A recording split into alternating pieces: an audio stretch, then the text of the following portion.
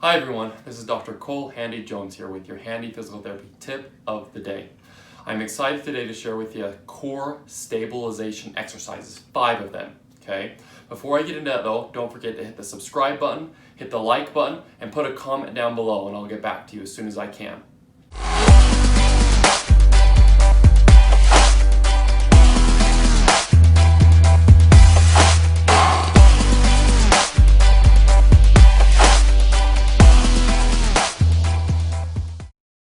So today I want to talk about core stabilization. Core stabilization is something that should be a part of every single exercise program, from a younger to an older person and a top professional athlete. So I want to talk about why core stabilization is so important.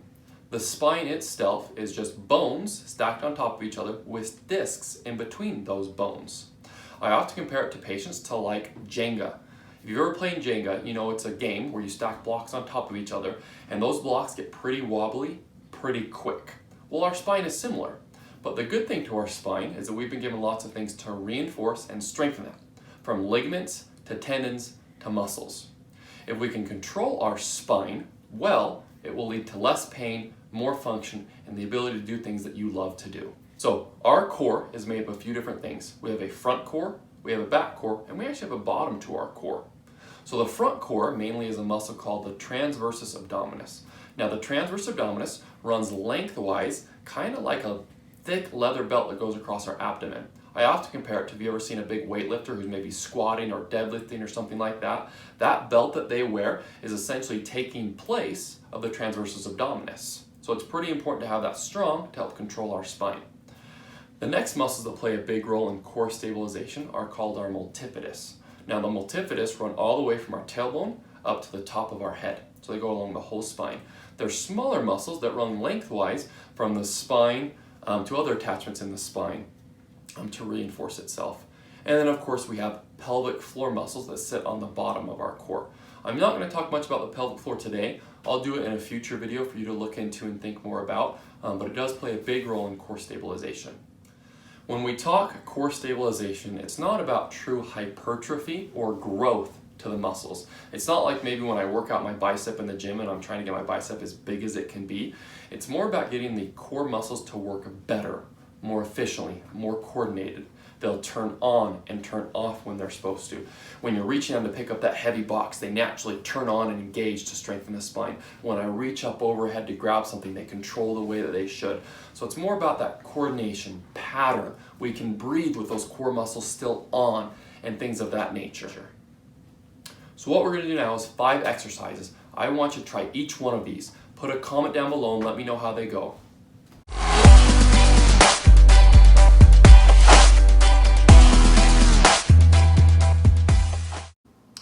So the first exercise that I want you to do is a side plank. So get on the ground, lay on your side. You're going to put your forearm underneath your shoulder. Feet are going to stay together. With your opposite hand, you have a couple options. You can put it up overhead or on the hip. I like it on the hip. It just kind of gets out of the way. And then you're going to lift your hips up off the ground.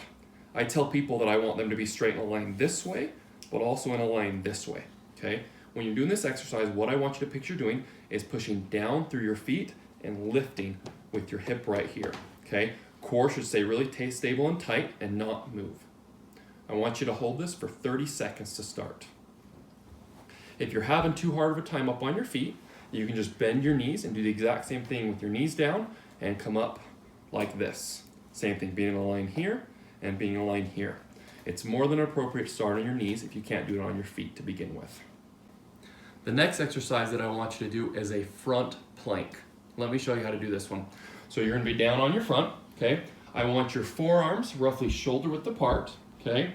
And you're going to put your toes together, feet together, excuse me, and be in a line just like this, okay? When you do this exercise, I don't want your hands together. I want them apart. I don't want you way caved down. I want you to push up through your shoulder blades like that, and you're going to try to keep your spine really rigid, okay?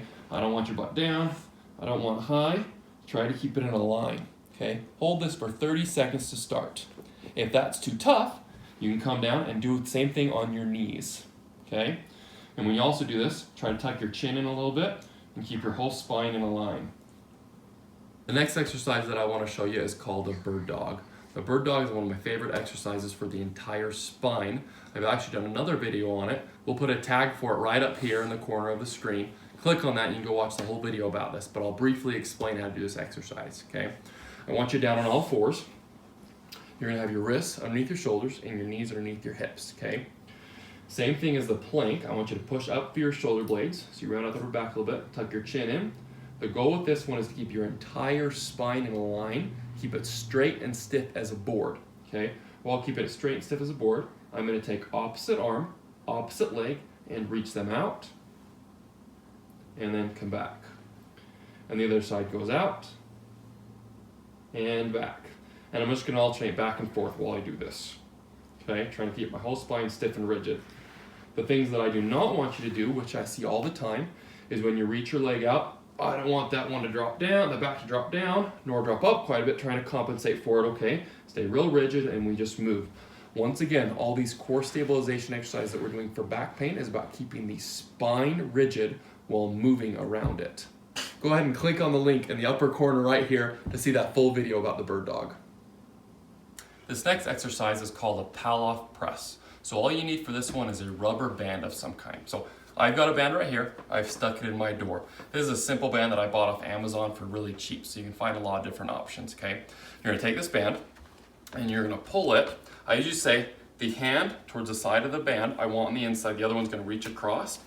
Pull this to about belly button height. And then while it's belly button height, you're gonna push straight out and back, and out, and back. And you can appreciate what's happening is the further I get out, the more this band is wanting to rotate me, okay? And what I'm trying to do is just stay real stiff and rigid here at the spine and controlling it, okay? Great one for core stabilization and helping with back pain. And it's also relatively simple. People like it because you just get to stand up and do it. You can have a band just sitting waiting in your door. And when you walk by, you do 20 or so reps of this. You're gonna wanna make sure you do this both ways as well. So I'm gonna turn around, and once again, my hand closest to the side of my band is gonna be on the inside, the other one reaches across. I pull it to belly button height, and then I push straight out, and back, and out, and back. The next exercise that I'm gonna show you is called a farmer's carry.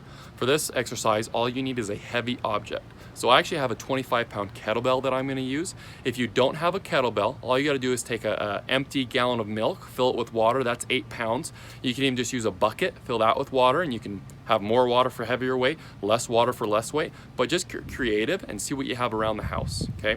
But for this one, all I'm gonna do, pick up my kettlebell, and I literally just hold it aside, and I'm gonna walk. When I walk, I don't wanna be tilting too far this way, nor do I wanna be compensating tilting too far this way. All I'm gonna do is stand tall and walk, okay? And you can have a distance that you're trying to walk for. And then when I get to that distance, I'm just gonna switch hands and I'm gonna go back.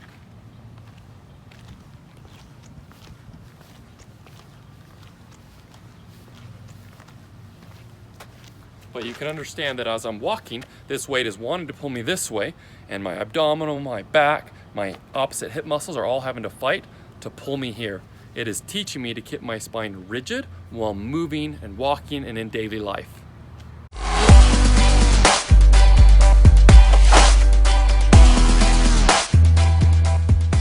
The exercises you definitely do not want to do to promote core stabilization and help with back pain are things like crunches and sit-ups and those side curl-ups you see people doing a lot in the gym. Those are the exact things that will probably hurt your back more than help them. What we really want to do when we promote core stabilization to benefit our back and help with back pain is to do exercises that will keep the back rigid and stiff while we're performing movements. I hope you enjoyed those exercises and learned something new. I hope you make these a part and a staple of your routine. I know they'll help you. Put a comment down below with how they go. My question of the day is if you have any other exercise that you love doing that promote core stabilization, put a comment down below. I'd love to hear them.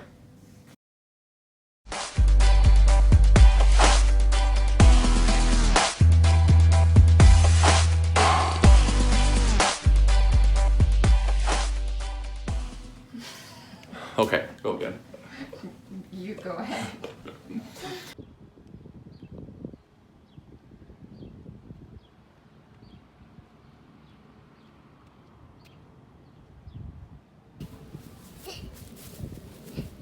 Good job. that core tight.